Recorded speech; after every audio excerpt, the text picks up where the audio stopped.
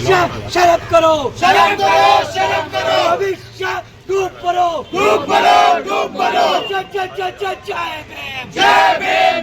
अमित शाह माफी मांगो, माफी मांगो, माफी मांगो। जय भीम, जय भीम, जय भीम। जय भीम, जय भीम, जय भीम। की तरफ से ये जो प्रदर्शन, ये जो मोर्चा हो रहा है, जिस तरह से महामानव विश्व रत्न डॉक्टर बाबा साहब अम्बेडकर का राज्यसभा में कल देश के गृह मंत्री जो कि तड़ीपार थे अमित शाह ने जिस तरीके से उनका अपमान किया है, और उन्होंने कहा है कि बाबा साहब का नाम लेना एक फैशन हो गया है, अगर उसकी जगह भगवान का नाम लेते तो स्वर्ग मिल जाता।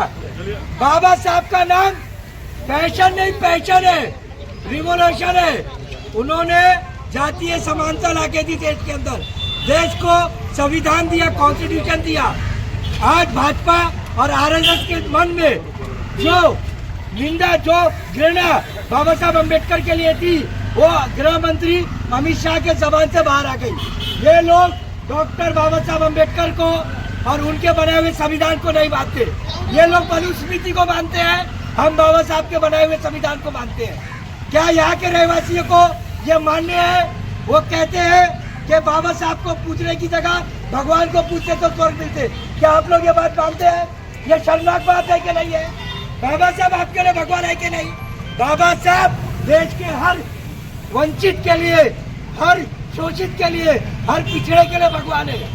किस तरह का आंदोलन है, क्या कहें? देखिए, आज ईशान्य मुंबई जिला युवक कांग्रेस और कांग्रेस के हमारे ब्लॉक कांग्रेस और महिला कांग्रेस और सभी हमारे सेंट्रल डिपार्टमेंट सेल के लोग यहाँ पर मानकुट शिवाजी नगर में बाबा साहब के पुतला को वंदन करते हुए यहाँ पर हम ये अमित शाह जी के वक्तव्य पर निषेध करने के लिए हम यहाँ पहुँचे।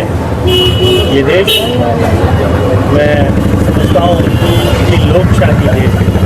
हम सब आज़ाद हिंदुस्तान के नागरिक हैं, ये हम सब मानते आए हैं। लेकिन ऐसा वक्तव्य देश का गृह मंत्री देश के पार्लियामेंट में, जो लोकशाही का मंदिर है, वहाँ पर जिस बाबा साहब के दिए हुए संविधान की वजह से ये देश चल रहा है, ये लोकशाही देश है ना अभी तक तो अगर ये लोकशाही देश है तो ये देश चलता किस चीज़ पर?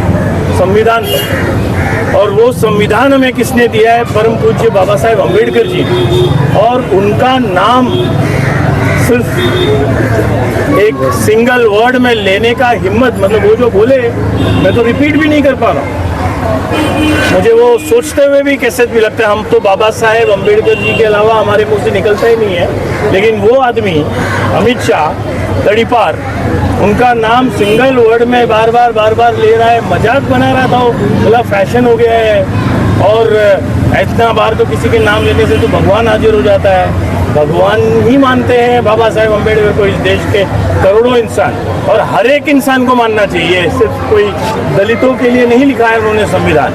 ये सबसे पहला मैं अमित शाह जी को बताना चाहता हूँ कि वो उतने ही आराध्य हैं हम सबके, जितने उनको उनके दलित समाज के लोग मानते होंगे। उनको हक दिलाने का लड़ाई उन्होंने ज़रूर लड़ा होगा, लेकिन ये देश भी उनके बनाए हुए संविधान की वजह से चल रहा है। ये अमित शाह जी भूल रहे हैं। जिस संविधान को बदलने का इन लोग का प्लान है, जो इनकी नेताओं ने, छोटे मोटे नेता नहीं, मंत्री और सांसद लोगों ने चुनाव के पहले भी कहा कि अब संविधान हमें बदलना है, जो मनुवादी विचार है उसको इन लोग लाना चाहते हैं। पिछले दिनों ही ये सब बात ये है ना, राहुल जी ने 1-2 सवाल पूछे थे 2 दिन पहले, उससे बौखला गए इन लोग ने। राहुल जी ने पूछा इनसे कि आपके कुछ पहले के नेताओं ने ये कह कर गए हैं कि ये संविधान तो होना ही नहीं चाहिए, इसको बंद कर दो, और हमें तो मनुस्मृति को निकाल करके उसके हिसाब से देश चलाना चाहिए। जैसे कि राष्ट्रीय स्वयंसेवक संघ है, जिसमें कोई स्वयं सेविका नहीं है, सिर्फ स्वयं सेवक है, मतलब महिलाओं को मेंबरशिप ही नहीं है। कोई और दूसरे 100 साल उनके पूरे होने जा रहे हैं। 100 साल में आप लोग को एक चीज़ मैं बताना चाहता हूँ, आपके माध्यम से आपको देखने वाले लोगों को भी बताना चाहता हूँ। अगर राष्ट्रीय स्वयंसेवक संघ को उन लोग आरएसएस को समझते हैं कि देश हित वाला ऑर्गेनाइजेशन जैसे उन लोग बोलते हैं, तो ये मैं पूछना चाहता हूँ कि सरसंघ चालक 100 साल से जो उनका सर्वोच्च लीडर होता है, जो प्रेसिडेंट होता है ये पूरे देश का आरएसएस का, उसको सरसंघ चालक बोलते हैं, वो पिछले 100 साल से उनको एक ब्राह्मण आदमी कहाँ से मिला? 100 साल में एक बार होते, 2 बार होते, 3 बार होते, 100 साल लगातार। कहीं गलती से कोई ओबीसी नहीं, कोई गलती से कोई एससी नहीं, गलती से कोई और विभाग के लोग क्यों नहीं? जो सबसे परसेंटेज में कम है उसी में से एक आदमी को ढूंढ करके वो 100 साल से लगातार हर 2 साल, 5 साल, 10 साल में बदल बदल करके बनाते हैं। तो ये बेवकूफ़ बनाना छोड़ते, पाकिस्तान दिखा करके वो चाहते हैं कि ये यहाँ के मुसलमानों पर यहाँ के हिंदू भाई भड़के रहे और अपना हक ना मांगे, ये ना पूछे, क्योंकि अगर ये इनका कवच है। अगर ये लोग नहीं रहे तो यहाँ के पिछड़े दलित और बाकी के हिंदू वर्ग के लोग इनको सवाल पूछेंगे कि भाई साहब आपके आरएसएस के मुखिया हमेशा क्यों कोई ब्राह्मण क्यों होता है, क्यों हम में से कोई क्यों नहीं?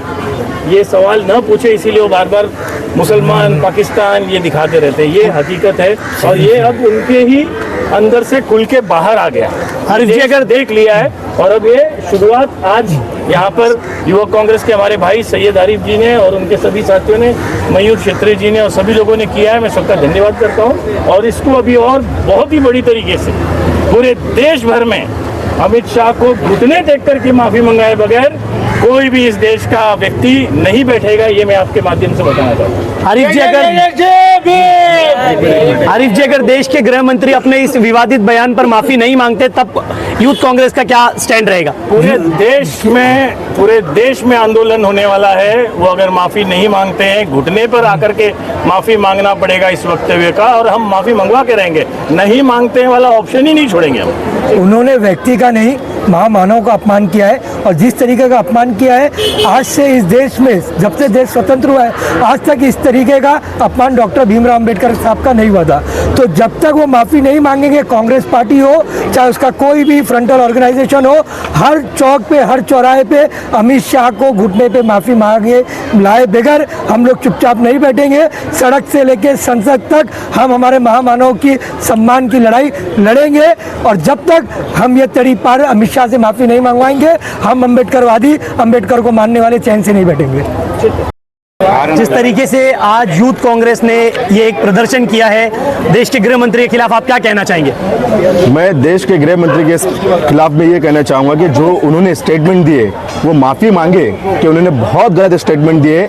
ये तो सिर्फ एक ट्रेलर है कि यूथ कांग्रेस सड़क पे उतरी है और आने वाले वक्त पे इस देश का एक एक नौजवान सड़क पे उतरेगा।